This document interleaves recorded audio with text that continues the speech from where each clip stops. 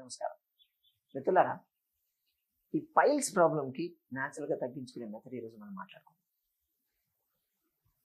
Piles ఎందుకు వస్తాయని నేను చెప్పక్కర్లేదు, మన వీడియోలు చూసే వాళ్ళందరికీ అర్థమవుతుంది. బేసిక్ రూట్ కాజ్ మలబద్ధకం. ఓకే, కాన్స్టిపేషన్ ప్రాబ్లం ఉండడం.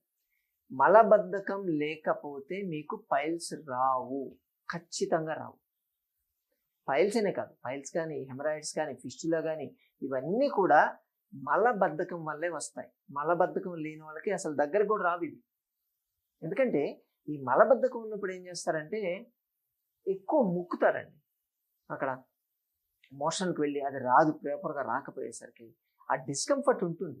మోషన్ రాలేదు అని చెప్పి హ్యాపీ, ఒక పని తగ్గిందని హ్యాపీగా ఉండే రోజులు అయితే లేవు ప్రస్తుతానికి.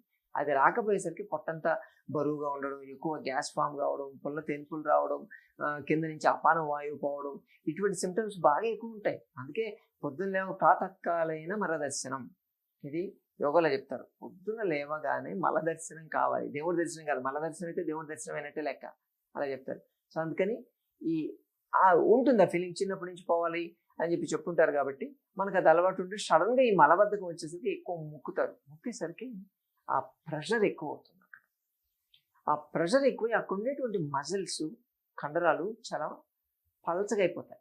పల్చగా అయిపోయి ఓపెన్ పుండులాగా ఆ ఓపెన్ అయిపోయేసరికి లోపల మన పేగులు ఉన్నటువంటి కంటెంట్ బయటకు వస్తుంది. ఆ కండ బయటికి రావడం మొదలవుతుంది. దాన్ని పైల్స్ అంటారు బేసికల్గా. ఆ ఓపెన్ అయిపోయింది కదా, ఏమవుతుంది, మనం ప్రెషర్ వెళ్ళినప్పుడు, ఏదైనా కొంచెం ప్రెషర్ అప్లై చేసినప్పుడు దాని నుంచి బ్లీడింగ్ అవుతుంది. ఇది బేసిక్ రూట్ కాజ్.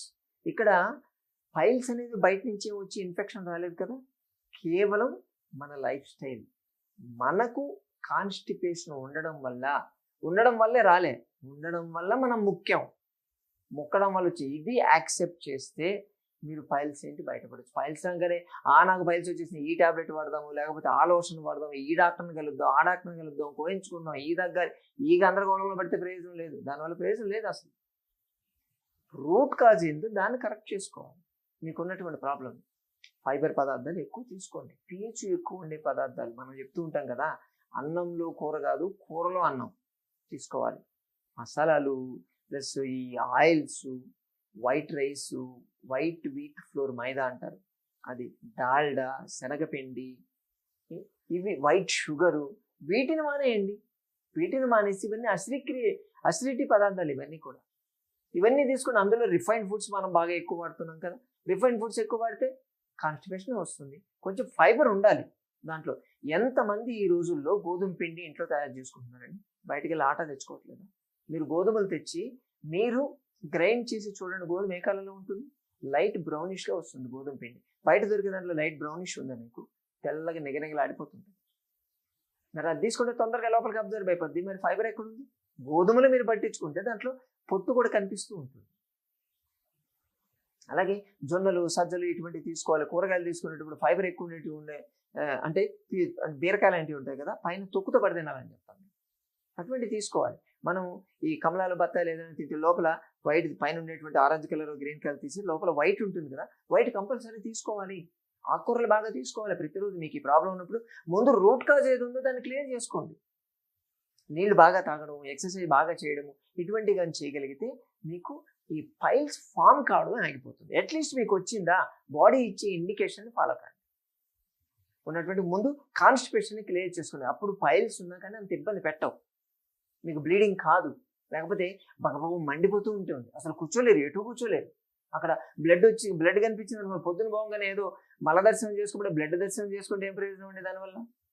అదొక టెన్షన్, రోజంతా మైండ్ అంతా చిక్కాక్ అయిపోతుంది, డిప్రెషన్లోకి వెళ్ళిపోతారు. చాలా సెన్సిటివ్ వాళ్ళు అయితే నాకేది అయిపోయిందని క్యాన్సర్ కోసం టెస్టులు చేయించుకున్న వాళ్ళు ఉన్నారు నాకు తెలుసు. కాబట్టి ఇది చేయడం వల్ల ఫస్ట్ ఆఫ్ ఆల్ ఆ పైల్స్ లోపల ఉంటాయి, ఇంటర్నల్ పైల్స్ అంటారు. మీరు ఆ పైల్స్ మీకు కనిపించినప్పుడు కూడా కాన్స్టిపేషన్ క్లియర్ చేసుకోకపోతే అవి ఎక్స్టర్నల్ పైల్స్ అయిపోతాయి. మీరు ప్రెషర్ అప్లై చేయగా అవి బయటకు వచ్చేస్తాయి. చేయబెట్టినప్పుడు మీ చేతికి తగులుతూ ఉంటాయి బుడిపిల్లాగా. అవి ఓపెన్ అయ్యాయనుకోండి, ఈజీ ఇన్ఫెక్షన్ కావడం చాలా ఈజీ అక్కడ. ఎందుకంటే అక్కడే చాలా బ్యాక్టీరియా, వైరస్ ఉంటుంది యూజువల్గా. అందుకని అది ఇన్ఫెక్షన్ అయిపోయింది అనుకోండి, లోపల చీమ్ పట్టేసి లోపలికి వెళ్ళిపోద్ది హోల్, చాలా డేంజర్లో పడతారు. అందుకని ఫస్ట్ మీరు చేయాల్సింది మీకున్నటువంటి కాన్స్టిపేషన్ ప్రాబ్లం తగ్గించుకోవాలి. అది క్లియర్ చేసుకోగలిగితే ఆటోమేటిక్గా అవి మిమ్మల్ని ఇబ్బంది పెట్టం. ప్లస్ ఉంది మనకు బ్లీడింగ్ అవుతున్నాయి, చేతికి తగులుతున్నాయి అంటే దీనికి ఒకటి కావాలి. మన చుట్టూ ఉంటుంది ఆ మొక్క, తుంచితే పాలు వస్తాయి. అర్థమైపోయిందా? వచ్చేసిందా? జిల్లేడాకు. జిల్లేడాకు దీనికి చాలా అద్భుతంగా పనిచేస్తుంది. ఏం లేదు, మీరు వెళ్ళి ఆ జిల్లేడాకు తుంచి తెచ్చేసుకోండి. ఓకే, దానికి పాలు ఉంటాయి, కొంచెం జాగ్రత్తగా ఉండండి. ఆడ పోయినప్పుడు ఒక చేతిలో ఫోన్ పట్టుకొని ఈ జిల్లేడాకు తుంచుకున్నా, జిల్లేడాకు మధుబాబు గారు చెప్పారు జిల్లేడాకు తుంచేస్తున్నా నాకు బయలుసిపోతాయని చెప్పి ఏదో ఆటలు పడతా చేశారు. అది కాస్త తుంచినప్పుడు ఆ పాలు వచ్చాయనుకోండి, ఆ పాలు కాస్త అవునరా ఏదో చేస్తున్నాను ఏదో దుమ్ముబడి కళ్ళలో పెట్టేసుకున్నా, ఫినిష్. కంటి చూపు దెబ్బతింటే చెవిలో పడింది అనుకోండి, వినికిడి పోద్ది. ఆ పాలు పాషాణం కిందకు వస్తాయి. కాస్త కాన్షియస్లో ఉండండి, టైంపాస్ చేయట్లేదు. ఆకులు తుంచేటప్పుడు చాలా జాగ్రత్తగా ఉండాలి. గ్లౌస్ వేసుకోగలిగితే ఇంకా బెటర్ అంటాను. సరే ఓకే, వదిలేండి. మామూలుగా తుంచే దూరంగా కొంచెం జాగ్రత్త తుంచుకోండి, అది ఆవిరైపోద్ది. జస్ట్ అలా పెట్టంగానే ఆ గాలికి అది నార్మల్ అయిపోద్ది. తెచ్చేసి ఇంటికి తీసుకొని వచ్చేయండి, దాన్ని నీట్గా కడిగేయండి. బయట ఎక్కడో రోడ్డు మీద ఉంటాయి, దాని మీద ఏమున్నాయో ఎవరికి తెలుసు. ఆ డస్ట్ అదంతా పడి ఇన్ఫెక్షన్ ఏజెంట్ ఏదైనా ఉంటే తలకాయ నొప్పి కదా. ఏదో మంచిగా పోయి పుణ్యాన్ని పోతే పాపం ఎదురైంది అంటారు కదా, అట్లాంటి పరిస్థితి మనకు వద్దు. అది తీసుకొని వచ్చి వాటిని నీట్గా కడిగేసి ఆరబెట్టండి. ఫ్యాన్ కింద ఆరబెట్టేసి నీళ్ళలో ఆరబెట్టాలి. తర్వాత దాన్ని దంచి పేస్ట్ చేయండి. దాంట్లో గ్లైకోసైడ్స్ ఉంటాయి, ఫ్లేవనాయిడ్స్ ఉంటాయి, కార్టికోస్టెరాయిడ్స్ ఉంటాయి. ప్లస్ దీన్ని ఎక్కువ యూజ్ చేయడం వల్ల యాంటీ ఇన్ఫ్లమేటరీ లెక్క పనిచేస్తూ ఉంటుంది. దాన్ని నూరి పేస్ట్ లాగా చేసేయండి. పేస్ట్ చేసి ఈ పేస్ట్ని డైరెక్ట్గా మీకు ఎక్కడైతే పైల్స్ పెట్టండి.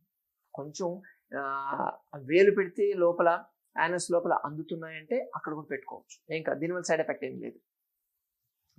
పెట్టేసి అంటే యాక్చువల్గా మేము దీన్ని సజెస్ట్ చేసేది నైట్ టైం అంటాం. నైట్ టైం పెట్టేసి పడుకోండి, మీరు పూచిలాగా పెట్టేసి పడుకోండి. కొంచెం డైపర్ లాంటిది వేసుకొని పడుకోగలిగితే షింక్ అయిపోతాయి. మీకున్నటువంటి ఆ పైల్స్ సైజు తగ్గుతాయి. బ్లీడింగ్ అయితే ఆగిపోతుంది ఇమీడియట్గా, 2 రోజుల్లోనే ఆగిపోతుంది. దాని సైజు తగ్గుతుంది, మీ బర్నింగ్ సెన్సేషన్ తగ్గుతుంది, నొప్పి తగ్గుతుంది. చాలా ఈజీగా న్యాచురల్ మెథడ్లో తగ్గించుకోవచ్చు. ఇవి వాడుతున్నాం కదని చెప్పి మళ్ళీ కానాపీనా గానా బజానా మొదలు పెట్టాను, మళ్ళీ కాన్స్టిపేషన్స్, మళ్ళీ పైల్స్ వస్తాయి. క్యూర్ కాదు, గుర్తుపెట్టుకోండి.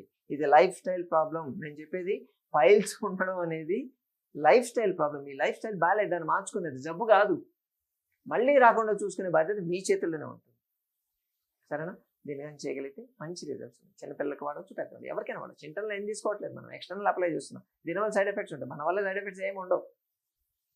మరోసారి మరి వీడియోతో మళ్ళీ కలుసుకుందాం. నమస్తే.